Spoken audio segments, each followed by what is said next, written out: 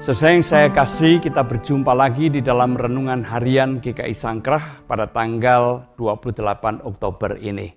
Kita akan bersama-sama kembali membaca dan merenungkan firman Tuhan, dan untuk itu mari kita berdoa.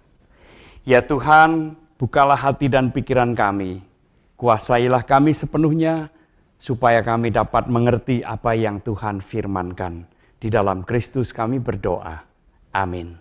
Mari saudara kita membaca kitab Ulangan pasal 32 ayat 46 dan ayat yang ke-47 yang demikian bunyinya.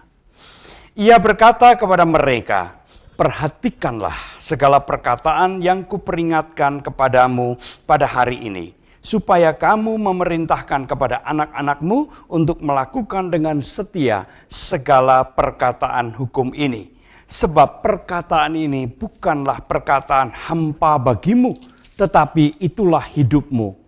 Dengan perkataan ini, kamu akan hidup lama di tanah yang akan kamu duduki setelah menyeberangi sungai Yordan. Demikianlah firman Tuhan. Saudara yang terkasih di dalam Tuhan Yesus Kristus, apa yang kita baca tadi adalah bagian akhir dari kehidupan Musa. Apa yang dimaksudkan oleh Musa dengan perkataan yang kuperingatkan kepadamu pada hari ini? Kata-kata itu sebenarnya menunjuk pada nyanyian Musa yang terdapat di dalam perikop atau pasal sebelumnya, yaitu kitab Ulangan pasal 32 ayat 1 sampai 43. Satu perikop yang cukup panjang.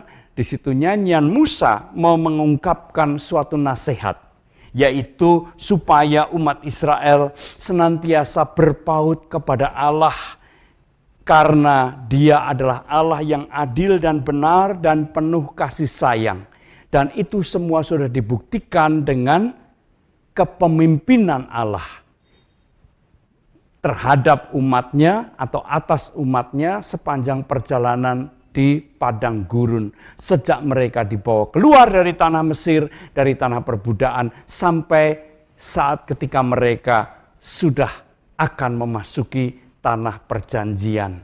Saudara yang terkasih dalam Tuhan Yesus Kristus, itu sebabnya Musa menegaskan bahwa apa yang diucapkan di dalam nyanyiannya itu bukanlah kata-kata kosong, bukanlah kata-kata hampa tanpa makna, tetapi itulah kata-kata yang menentukan hidup mereka.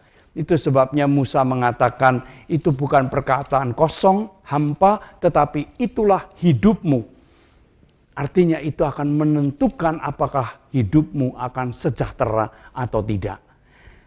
Saudara yang terkasih, sudah barang tentu bukanlah kata-kata Musa itu yang menjamin kehidupan umat Israel menjadi sejahtera atau tidak. Melainkan firman Tuhan yang terkandung di dalam nyanyian Musa itulah yang menjamin kehidupan umat Israel akan menjadi kehidupan yang sejahtera apabila umat Israel melakukan atau mewujudkan firman itu di dalam kehidupannya sehari-hari.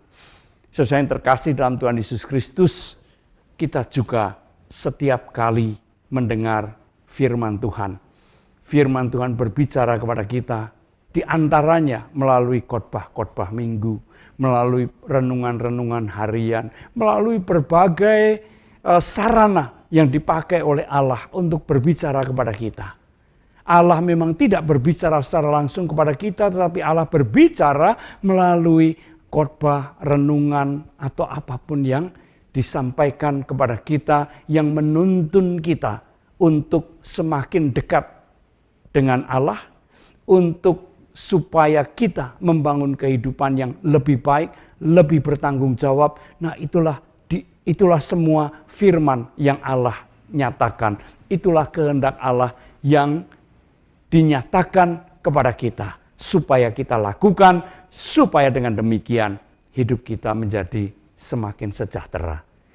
Jikalau kita mendengar semuanya itu, apakah kita mendengar dengan penuh kesungguhan hati, membuka hati dan pikiran kita dengan sungguh-sungguh, mentaatinya, ataukah kita mendengar dan kemudian melupakan dan mengabaikannya?